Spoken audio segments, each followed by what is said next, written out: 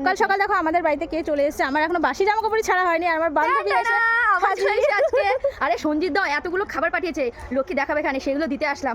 আর এমনি এমনি আসেনি, দেখো শাক নিতে এসেছি, শাক মোচা। বান্ধবীকে শাক তুলে দেবো। আমার এখনো সকালের কাজ বাজি হয়নি, আমার বান্ধবী এসে পুরো হাজির। চলো দাঁড়াও, শাক বান্ধবী শাক তুলে দিচ্ছে। কি শাক বলো তো এগুলো? মটর শাক। তুই কি করছিস? বেশি করে তুলবি, সুন্দর করে তুলবি। তারপরে আবার শুধু শাক কেন, মোচা নিয়ে যাবো। ডাকলো কেন? সানবে বাড়ি। এই শাকগুলো কি সুন্দর রে। আমার মা এখনো তোলা হয়নি, এই প্রথম তুলছি। এই প্রথম বউনি আমি। হ্যাঁ, প্রথম তুলে তুলে না খেলে মানে হয় না, যত তুলবো মানে ততই ভালো হয় জানিস। সার্থক এদিকে আয়। ও শাক তুলছে।